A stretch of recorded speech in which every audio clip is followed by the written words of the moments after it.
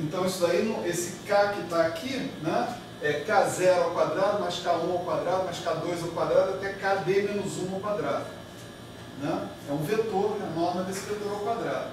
Então não é tão simples assim. Né? O importante aqui é o seguinte, se isso aqui é um vetor d-dimensional, né, eu posso pensar em usar coordenadas esféricas, porque em b dimensões isso daqui é exatamente a norma desse vetor. Então só tem um probleminha aí que é o seguinte, né, é que são d dimensões de Minkowski. Né? Então, ali é K0 ao quadrado menos KI e KI, né, que estão aparecendo ali. Então, eu só tenho que pensar nesse probleminha que eu estou analisando aqui. Né?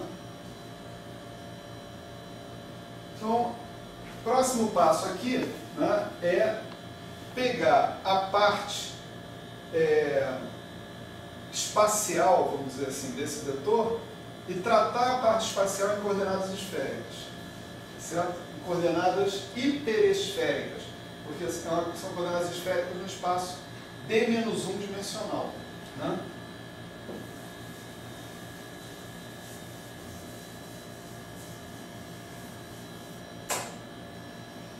Então, essas coordenadas, né, não sei se vocês já viram essas coordenadas na vida, né, vão ser o nosso vetor Kami, ele vai ser especificado por K0, R e vários ângulos, que eu vou chamar de φ1, φ2 até φ d-2. Tá certo?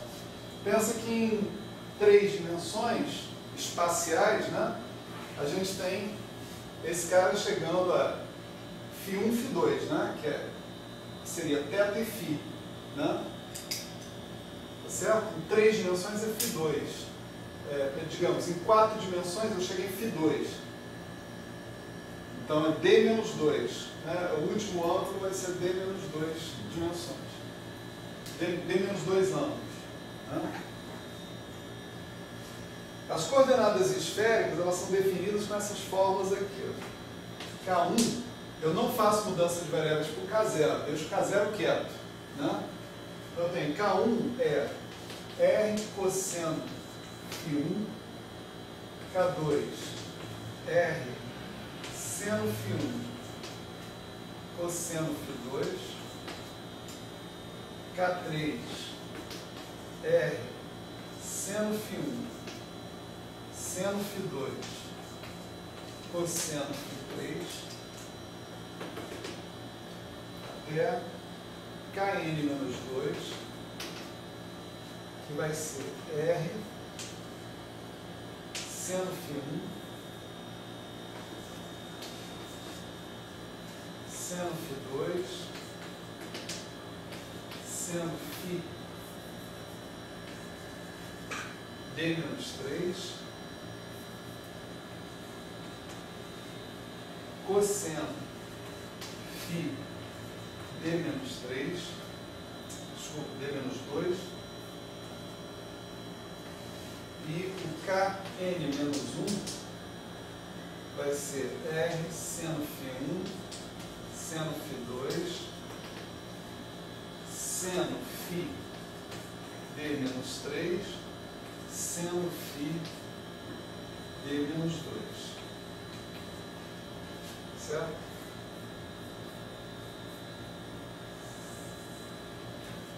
Então, isso é uma generalização da fórmula de coordenadas esféricas. Você vê que a última dimensão espacial, né, você rompe essa regra de terminar sempre com cosseno, né, você termina com seno, que nem você tem em x, y, z, né, você termina desse jeito também. Né?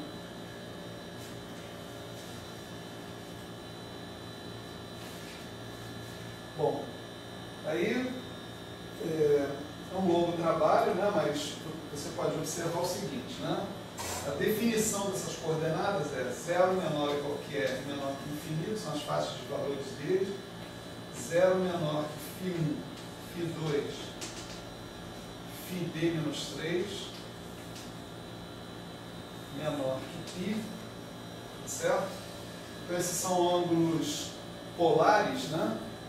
Vamos dizer, o análogo dos ângulos do ângulo polar, e 0 menor que φ, d menos 2 menor que 2π. Esse último aqui é o equivalente ao ângulo azimutal, certo?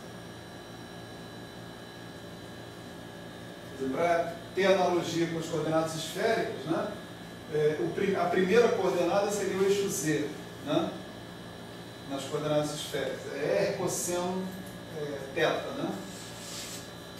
Depois você tem R seno θ, cosseno φ, R seno θ, seno φ, né? A coisa para por aqui, né? Nas coordenadas esféricas, né? Mas, e o último ângulo, o ângulo φd menos 2, ele varia de 0 a 2π. Né? Você vê que as últimas duas equações, elas têm o mesmo número de... sempre aqui tem uma a mais, né? Mas as últimas duas têm o mesmo número de produtos aí, de senos e cossenos, né? O que muda é cosseno φ sobre φd menos 2, seno φd menos 2. Então, em 3 dimensões, isso é compatível, né, com a transformação de x e de y aqui. Né? Beleza. A próxima coisa que a gente tem que analisar, né? Esse é o I1 de P, né?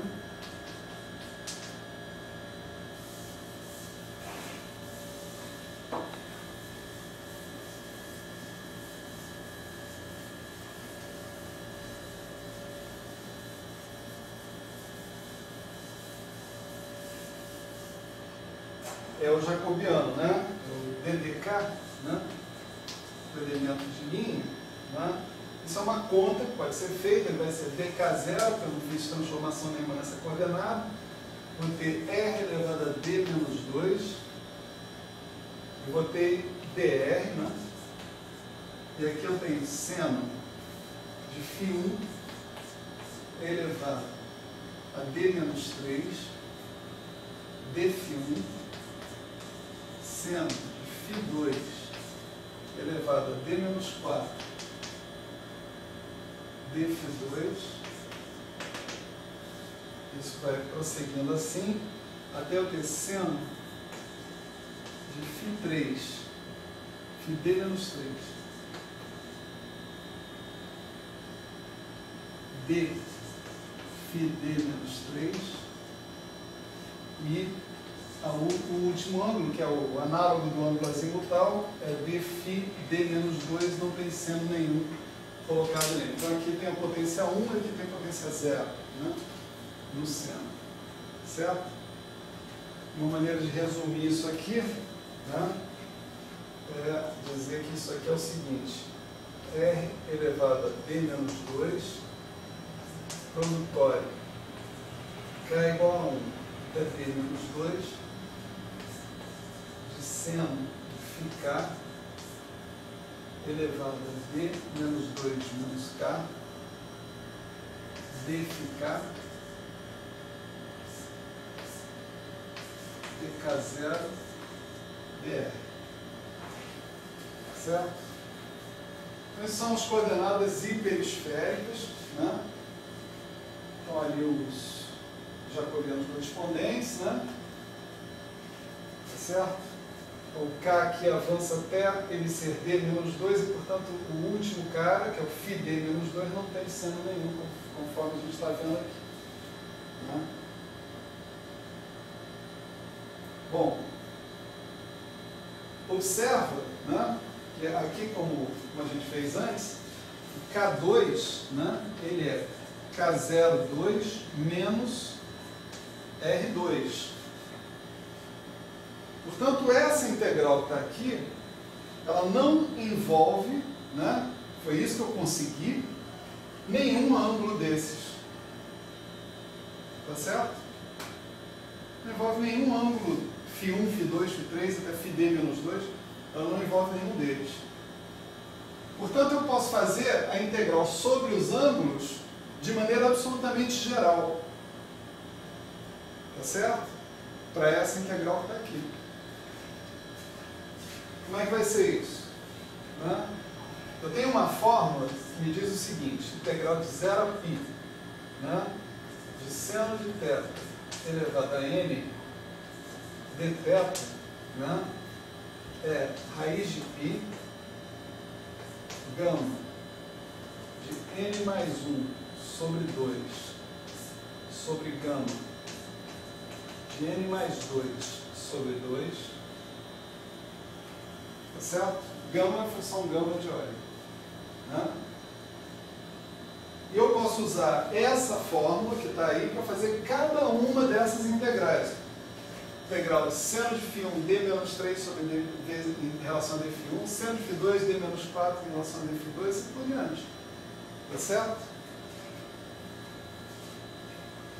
Então, o resultado, de eu integrar de 0 a π dφ1, 0 a π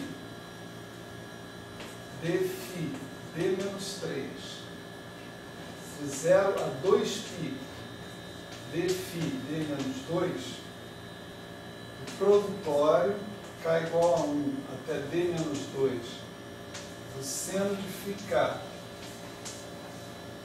elevado a d menos 2 menos k dφk, vai ser isso aqui, ó. Vai ser bom, primeiro essa integral aqui, que é mais fácil, sobre dφ d menos 2 de 0 a 2π. Isso dá 2π, 2π. Depois eu vou ter fatores raiz de π, um para cada uma dessas integrais que sobrarem aqui, do dφ1 até o dφ d menos 3, tá certo? Então eu tenho raiz de π elevado a d menos 3.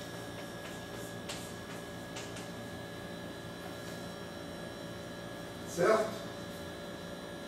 Então, vamos supor o dφ1. Então, o dφ1, k igual a 1, vai ser seno de φ1 elevado a d menos 2 menos 1, que é d menos 3.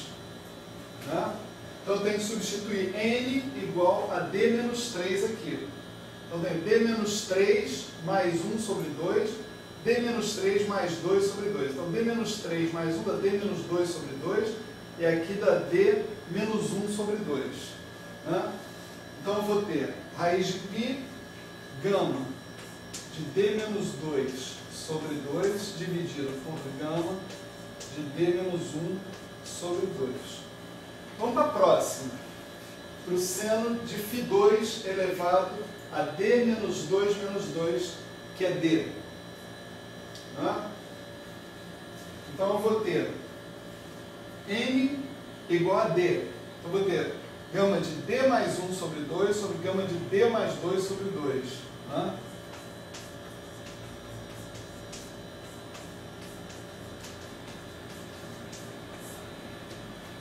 Certo? Vamos fazer mais um, só para a gente ver como é que a coisa funciona. Seno de φ3. A gente fez φ1, φ2, agora vamos fazer φ3. Se o k igual a 3, então eu tenho d menos 2 menos 3, que dá d menos... Peraí, deu um problema aqui.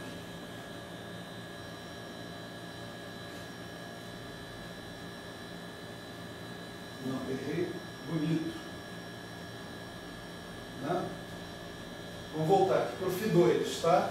φ2 a d menos 2 menos 2, a d menos 4, tá certo? Então, n é igual a d menos 4. d menos 4 mais 1 dá d menos 3,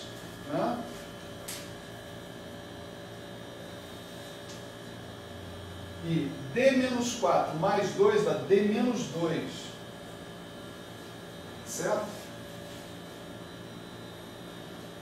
O próximo vai ser d menos 5.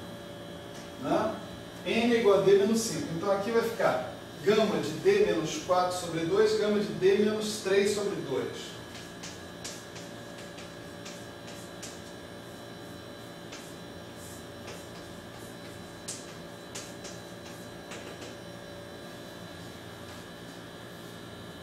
Vamos fazer o penúltimo e o último agora, né? O penúltimo vai ser D menos 3, K vai de 1 até D menos 2. Então, o penúltimo é D menos 3. Né? Quando eu tenho K igual a D menos 3, então D menos 2 menos D menos 3, isso dá D menos D0, menos 2 mais 3, 1. Né? Então, N igual a 1. Então, aqui vai ficar gama de 1 mais 1 sobre 2, que é gama de 1, sobre gama de 1 mais 2 sobre 2, que é gama de 3 meios. Né? E, finalmente, desculpe, eu fiz, esse aqui é o último, né? Porque a última que está aqui é ficar igual a D menos 2, esse aqui eu já integrei, né? Então eu tenho que fazer D menos 4. D menos 2 menos D menos 4 dá 2, né? Então, deixa eu anotar aqui. Esse é o último, gama de 1 sobre gama de 3 meios. E aqui eu vou ter gama de quê? N igual a 2, né? Então vai ter 2 mais 1 sobre 2, dá 3 meios. E aqui vai dar gama 2 mais 2 sobre 2, que é gama de 2. Né? A estrutura que eu estou tendo aqui é a seguinte, ó. Né? Esse que está aqui sempre cancela com esse que está aqui. Certo? Esse que está aqui cancela com o próximo. Né? Esse que está aqui vai cancelar com o próximo daqui, etc. e tal. Então aqui o gama de 3 meios vai cancelar com esse. Esse aqui vai ter cancelado com o anterior. Vai sobrar o gama de 1 aqui no final. Tá certo? Então o resultado dessa integral toda vai ser 2π raiz de π elevado a d menos 3 gama de 1 sobre gama de d menos 1 sobre 2. Tá certo? Então a parte angular, né, dessa integral contribui com essa função gama específica.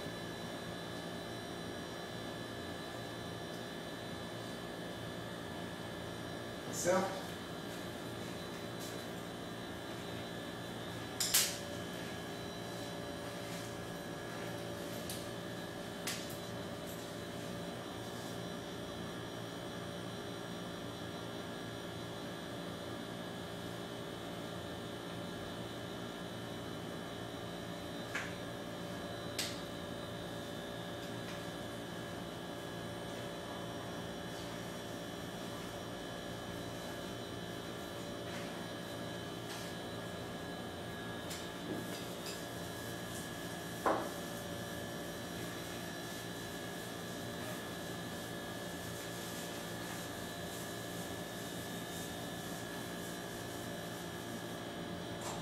Então, a nossa integral que a gente está interessado, que é o I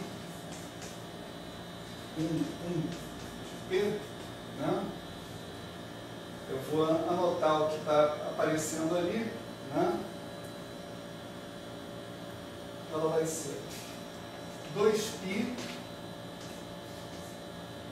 raiz de π elevado a d menos 3. Gama de 1 é 0 fatorial, que é 1, tá certo? Então, a única parte que vai ficar aqui vai ser o gama de d menos 1 sobre 2. Né? E eu tenho, se eu estou querendo um fator, todos os fatores de d, eu lembro que dk está dividido por 2π elevado a d. Né? Então, eu tenho que colocar aqui um fator 1 sobre 2π elevado a d.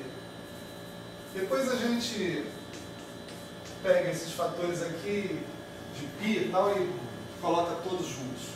Né? O que interessa é o que está sobrando aqui na integral. Né? integral de 0 a 1 dz, integral de menos infinito a infinito dk0,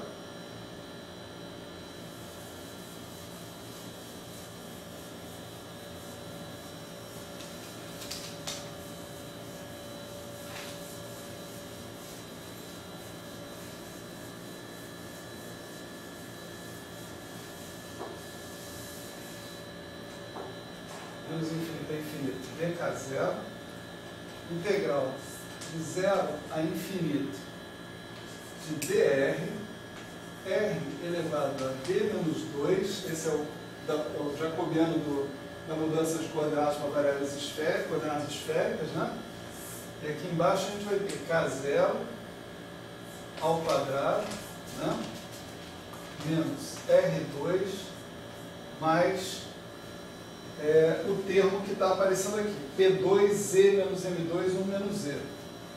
Né? P2Z menos M2, 1 menos Z. Tudo isso ao quadrado. Né? Para a gente deixar as coisas mais compactas ainda, a gente vai fazer o seguinte: nós vamos definir M2 de K0 Z, né, como sendo menos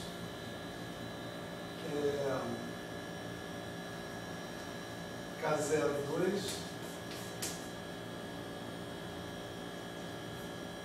mais menos K02 mais P2Z menos M2, 1 menos Z.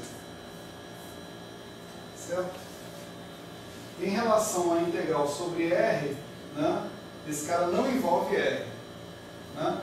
Então, o resultado desse integrando que está aqui, né, a integral em particular que eu vou querer considerar, é uma integral do tipo integral de 0 até infinito de dr, r elevado a d menos 2, dividido por r2 mais m2 de k0z, tudo isso ao quadrado. Eu tenho menos r2 e menos m2. Esse menos, como está elevado ao quadrado, é irrelevante. Né? E é isso aí. Bom, agora chegou a hora das identificações. Né? A gente trabalhou tanto, né, para colocar a nossa integral nessa forma, né, e agora é possível a gente identificar essa forma da integral com a forma da função beta de Euler.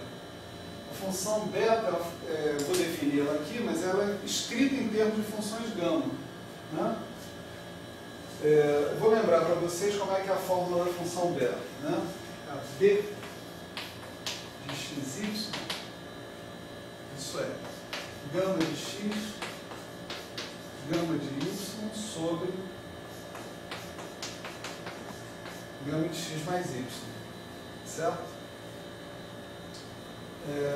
Essa função tem uma representação integral que é assim, 2 integral de 0 até infinito dt t elevado a 2x menos 1 mais t2 elevado a menos x menos y. Isso aqui é válido para real de x positivo e real de y também positivo. Quer dizer, essa fórmula está funcionando para xy no plano complexo, com real de x positivo e real de y positivo também. Certo?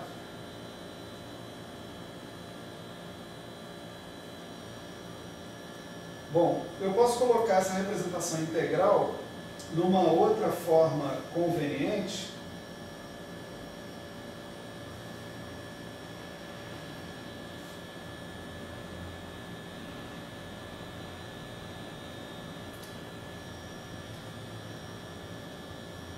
Desculpa, agora Não vou fazer isso não, vou fazer o seguinte.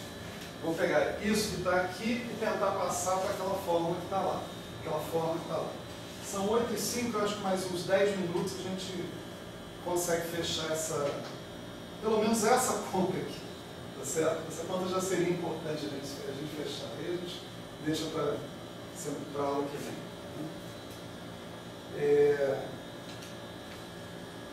Bom, isso é uma pergunta. Pergunta se vocês podem, né, continuar mais 10 minutos. Poxa. A gente às vezes se esquece de falar com muita ênfase, né? Estou perguntando. Às vezes a pessoa não pode, tem um compromisso. Então vamos lá. Então, para a gente passar isso daqui para aquela forma que está lá, vamos primeiro botar esse N2 aqui em evidência, né? Eu vou escrever isso como 1 sobre N2, integral de 0 a infinito, dr. Aqui embaixo vai aparecer 1 mais r sobre n ao quadrado. Né?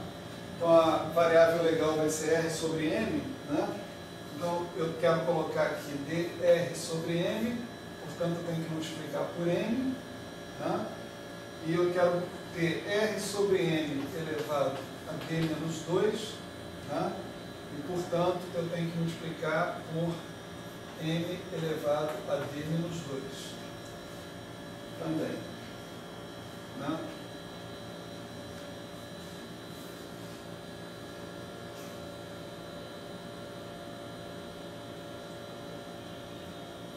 Portanto, se eu observar, né, chamar t igual a r sobre m agora, né? A integral que eu tenho aqui virou integral de 0 a infinito. Tem um fator na frente, que ele é 1 sobre m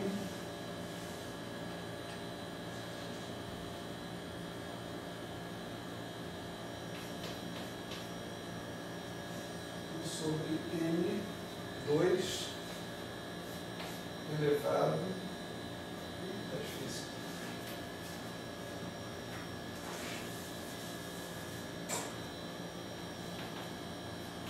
Sobre M2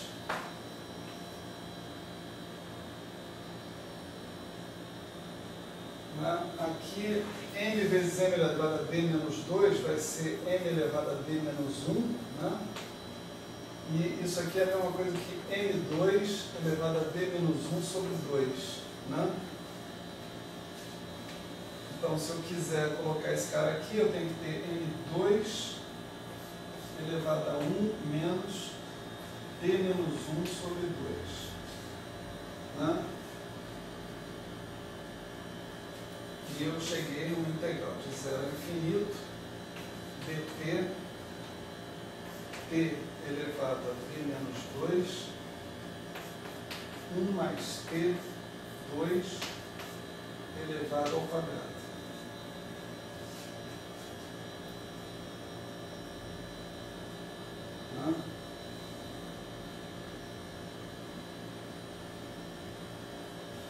Bom, vamos devagar aqui. Né? Essa é a integral concreta que a gente tem que calcular. Né? Deixa eu apagar aqui. Não, deixa a função dela na jogada.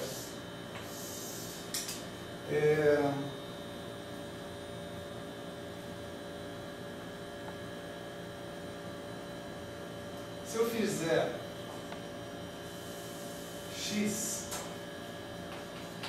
reparametrizar x como 1 mais beta sobre 2, y como alfa menos 1 mais beta sobre 2, tá certo? A minha expressão para a função d, que agora vai ser de alfa beta, vai ser 2 integral de 0 a infinito dt t elevado a 2x menos 1. 2x vai ser 1 mais beta menos 1 da beta. Então fica t elevado a beta, 1 mais t2 elevado a menos x menos y. X mais y vai ser pura e simplesmente alfa. Né? Tá certo?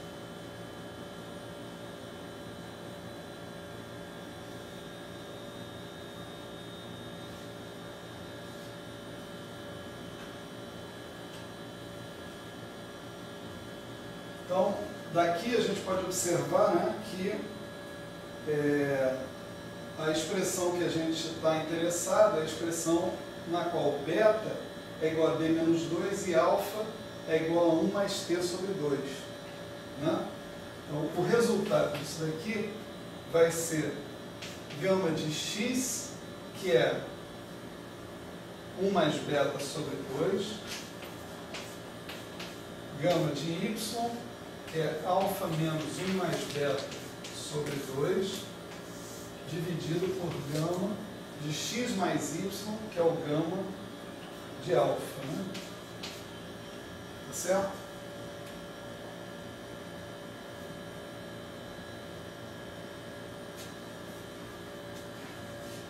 Então, a nossa expressão aqui implica em que alfa, né, é igual a 2, né, e beta é igual a b menos 2. Né? Então, o resultado dessa integral que está aqui vai ser 1 sobre n2 elevado a 1 menos b menos 1 sobre 2, gama de 1 mais beta sobre 2, que é 1 mais b menos 2, que vai dar b menos 1 sobre 2. Depois eu tenho gama de alfa menos 1 mais beta sobre 2, que vai ser o gama de 2 menos b menos 1 sobre 2, dividido pelo gama de 2. Tá certo?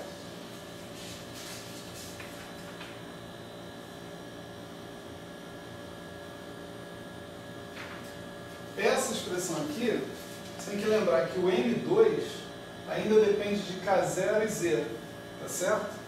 E o que você tem é o denominador, 1 sobre M2 elevado a alguma coisa. A gente vai parar por aqui, né? Mas eu gostaria que vocês percebessem o seguinte, que a gente vai fazer a mesma coisa na integral em dk0. Certo? Isso daqui já não depende mais, já não depende mais de R. A integração em R acabou. O M2 é um M2 que depende de K0 e de Z. A gente ainda tem integral em dz e dk0. Né? Mas a integral em dk0 a gente também vai matar. Só vai sobrar a integral em dz. E o truque que a gente vai usar para a integral em dk0 é exatamente o mesmo truque que a gente usou agora. Tá certo? Então você está vendo que as coisas estão se acumulando, né, em termos de funções gama. Tá? Quer dizer, a integração angular gerou uma função gama. Essa função gama vai ser cancelada aqui, por essa outra. Né? Mas vão sobrar essas duas. Aí você vai fazer uma outra integração sobre K0, né, que vai gerar mais funções gama, porque o nosso resultado está expresso em termos de funções gama. Então, na verdade, a única integral que a gente não vai fazer até o final é essa integral em dz, que não vai ser expressa em termos de funções gama. Mas a boa história sobre ela é que ela é uma integral finita, quando d é igual a 4. Então, não tem problema com ela frente a divergências. Ela é um número, é um troço que se você quiser, você joga no computador e o computador faz para você. Não tem problema. Né? Toda a função de divergências que a gente vai ter vai estar contida nas funções gama. Essa que é a história importante aqui. Né? Isso vale para o I11, mas o que a gente vai ver é que vai valer também para o I12 e para o I11bi e para o I12bi. Então todo gráfico vai estar expresso, a estrutura dele de divergências, completamente contida na estrutura de divergência da função gama. Tá certo? E aí a gente vai continuar a partir daí, na próxima vez. Tá certo?